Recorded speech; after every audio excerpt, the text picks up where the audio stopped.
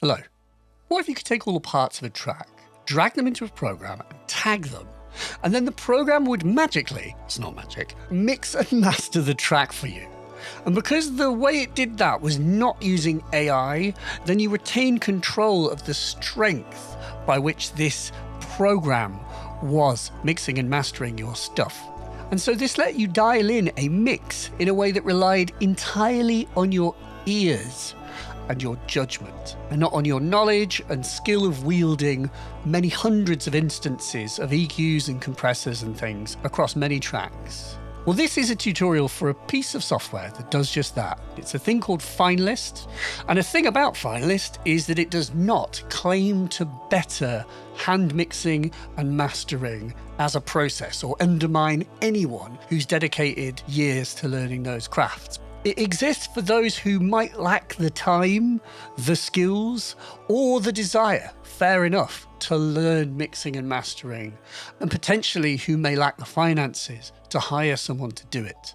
Well, this is now an option. Here's some before and afters.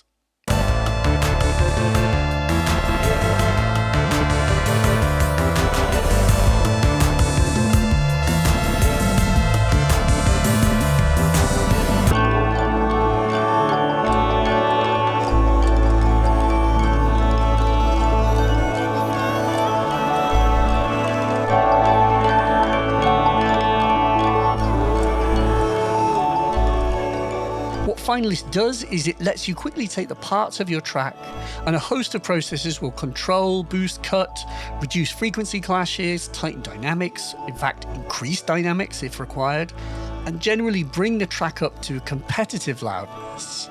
And you can choose whether that final result is a reference mix that you stick in the car and make more decisions on afterwards, or you call it done and you put it out. And whilst Finalist has elements of automation, the program is not foolproof and it will not make decisions for you. It relies on you making decisions throughout the entire process. But it's innovation, the thing that Tim Exile, who's made this program, is keen on emphasizing, is the fact that it pares that down. So there are very few controls to interact with.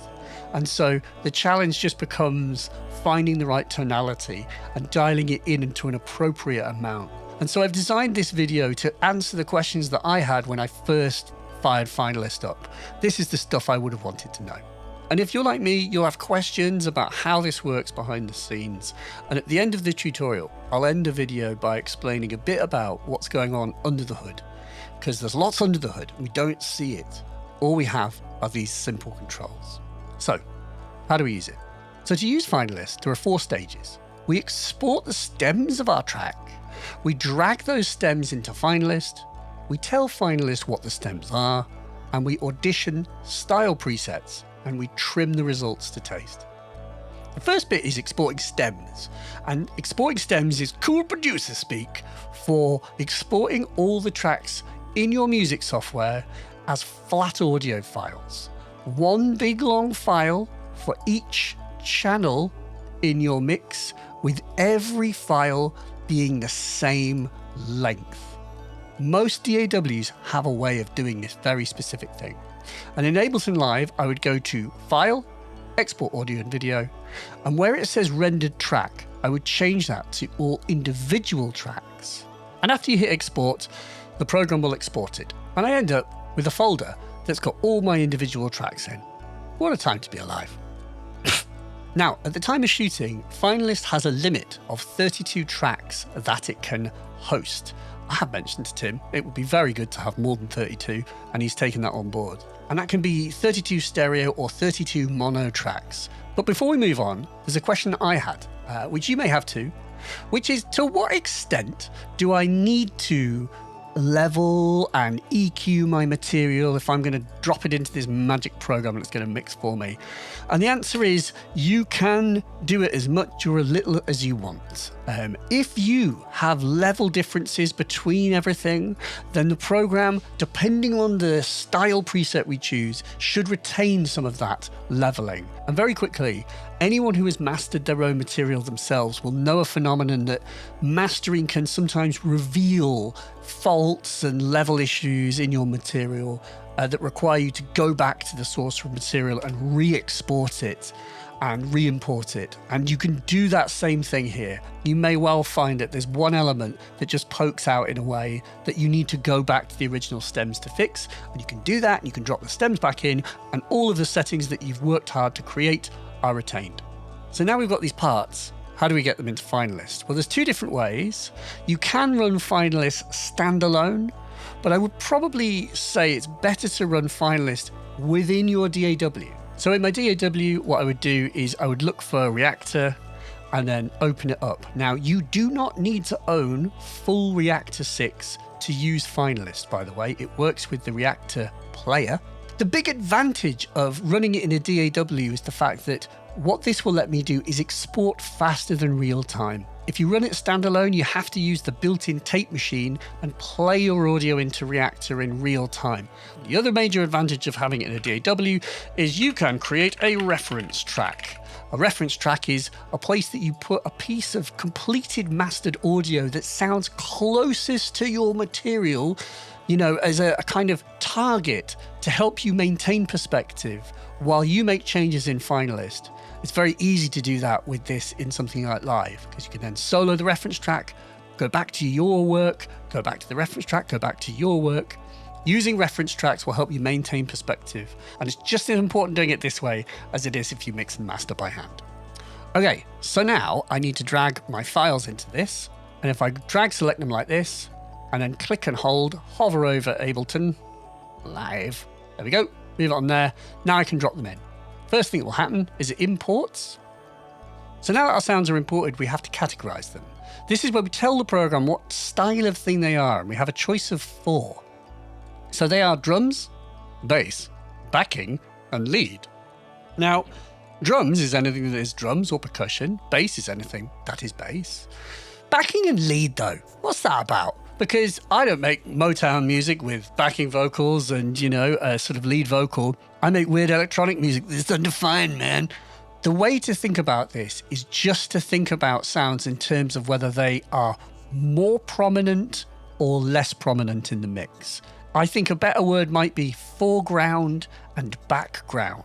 Anything that's categorized lead will be prioritized and made more forward and will be at the front of the stage.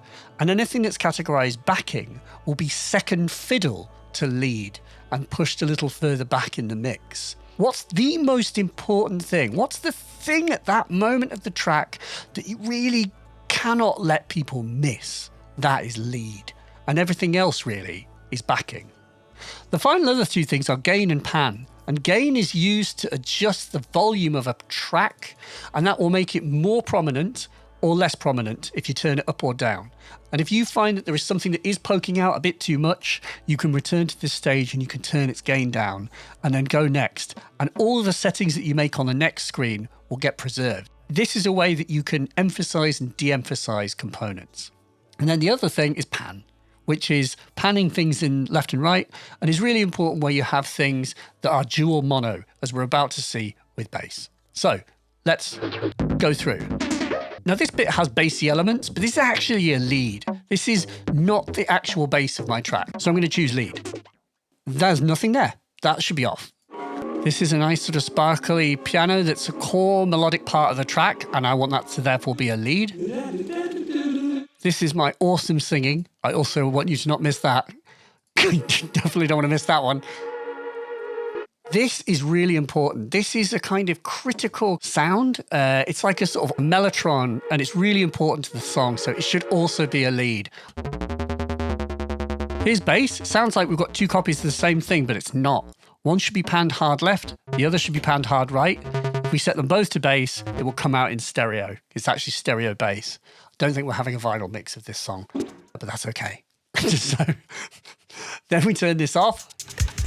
Now this is the group summed output, and these are the individual channels. And I have a choice. I could actually just use this and not use the individual tracks, but I think I'm probably going to turn these off and let it use the individual tracks and retain control over them. This is kind of a backing. It's all important, I might turn it up a smidge.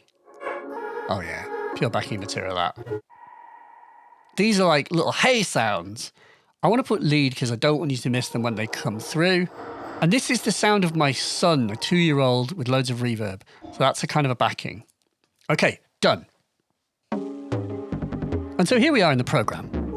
And so to explain this screen, the way to use this is to first pick a sonic preset. These are the sort of sound profiles of the engine. And there are 5 different banks called Essential, Height, Balance, Soft and Effects. And in each bank, there are 10 different sounds. What you can see me doing is adjusting these strength dials. And now what the strength dials are they are the strength of that sound upon that group. The strength of slick against drums is turned up. And if you push it, then it is going even harder. And if you turn it down, then it's doing less and less. And there's an individual group strength and there is an overall global strength. And the two work together. These little lines indicate that if I've turned global strength right down, then all of these are turned down as well. The important point here is this lets you create a relationship. If you want sort of 20% less backing and 30% more bass, then that relationship can be maintained as you adjust the overall strength of this. So the real art of this program is choosing the right tonality for your track and then dialing in the effects just right. And there are also gain controls, which are very important too. And what the gain controls let you do is reduce the gain of things. And I think with this track, because my bass is quite toppy, it's quite a toppy bass sound, it's overpowering me, and I definitely want to turn it down. So let's play this through, and I will adjust the settings to what I think is a sort of more sensible, happy place.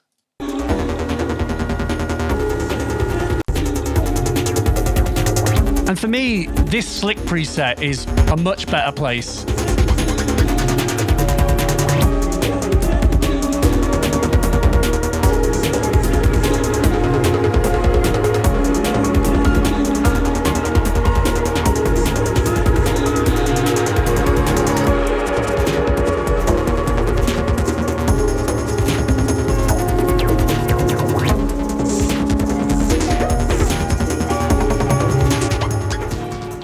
Before, it's after.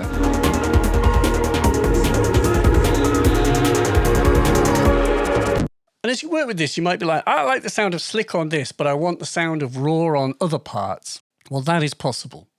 If you click the little padlock indicator next to any of the group names, then it will lock that group to the currently selected style preset. And so in this way, I could, for example, lock all of these, and there's cleanup on master, and I'll talk about what they are in a sec, but leave the drums as they are. And so if I then hit play, by changing this preset, what I am doing is I am just changing the drums.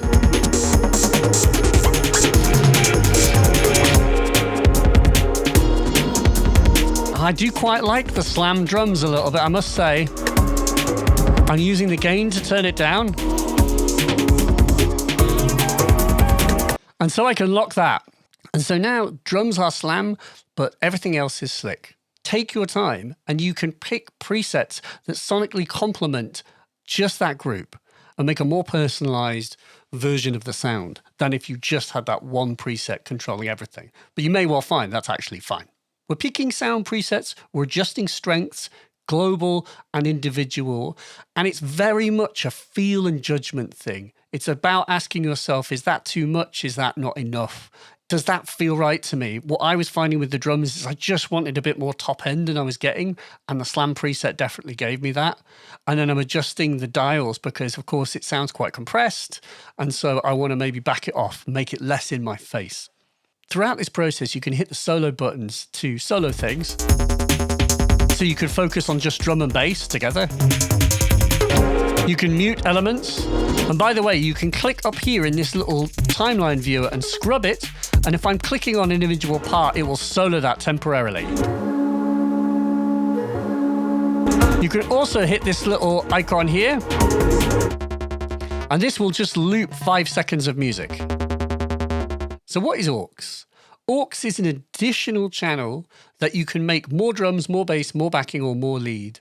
And you could separate out 1 or 2 tracks, or as many as you like, but I would probably be using it for just a few key elements. I might go, that is my vocal, and it's really important. So I'm going to make it aux. And as I return to this, I now have some additional separation where just that one sound or a few sounds is on its own little channel, and I can give it its own preset, I can adjust its gain. So it's just a way, if there's something really important that you feel you're not getting sufficient control over, you make it an aux and you put it in there and you can work on it individually. Cleanup and master then. Cleanup is a frequency clash removing tool. Frequency clashes are where different tracks are overlapping their frequencies and competing for space in a mix. And if you turn this up, then it will help reduce frequency clashes if they're present.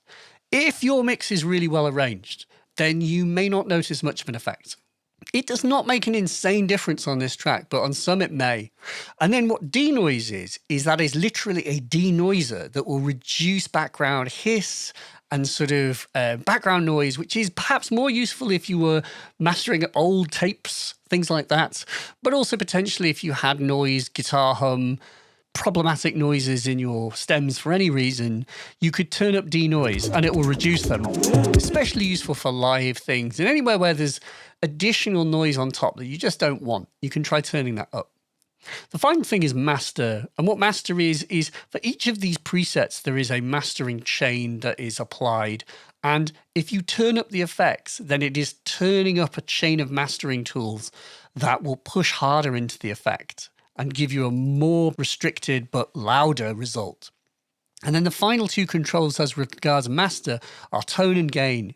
And what gain is pre-master. This is really important because it lets you drive into the mastering chain to create more hype to more limited versions of things. So like this.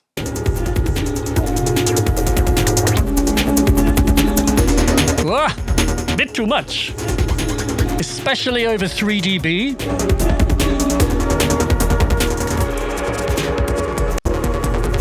Again, I might return it to slick. And then tone is brighter or darker mix overall. So it's a tilt control.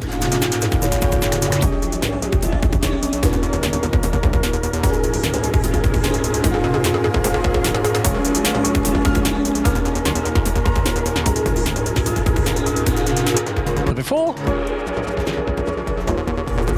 and the after.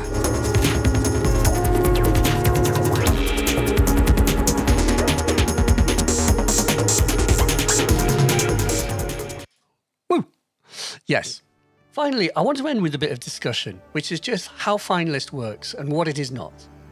Now, in terms of the actual list of processes that are kind of going on behind the scene in this program, the engine includes things, but is not limited to, tape simulation, saturation, compression, transient designers, limiters, and interestingly, no EQ per se.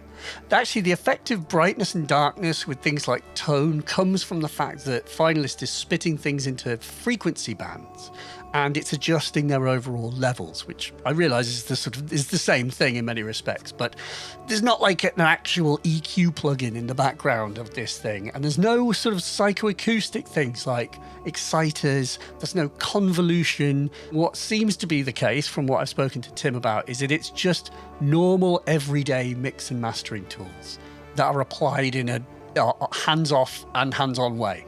The idea of the analysis process is it's so that the engine can understand the audio, and then the engine adjusts something in the region of 400 parameters in order to make your audio behave more like a target style that we pick at the bottom.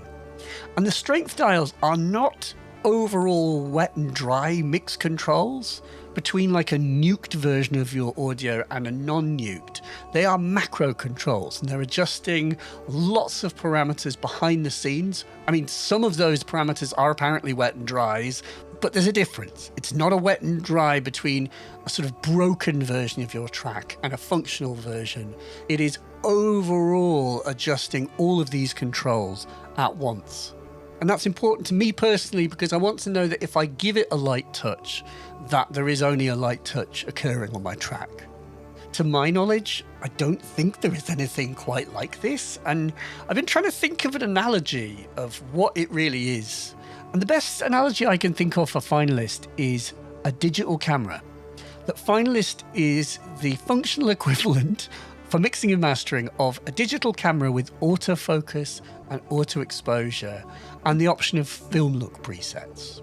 Because on a digital camera, you push the shutter button and the camera will analyze the scene, and it adjusts the shutter speed, the ISO and the aperture and the focus values for you, so that the scene is presented in sharp focus and well exposed, and depending on the film look you choose, with a bit of a vibey look to it, ready to share. Finalist is more like that. Finalist, I don't think it will be accurate to say, is like a Photoshop filter, because a filter is blind to the material that it's being fed. It just slaps that on top of whatever it is and makes no changes. Whereas the key is that a camera like Finalist is actually not using the same settings depending on the material, that it's program dependent, a bit like an LA2A that compresses differently depending on how the audio is coming into it. This is a bit like that too, just with a lot more knobs behind the scene.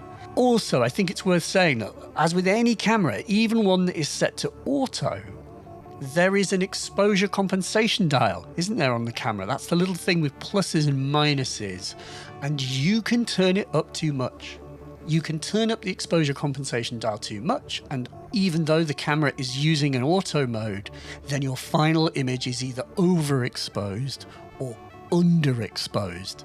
And I think the absolute same is true here, that these strength dials are the exposure compensation dials of Finalist, and you can overexpose the track just as much as you can underexpose one with this. And then the art of Finalist would be finding a nice balance that sounds pleasing and rewards repeated listens, and that, I'm afraid to say in my case again, is up to you.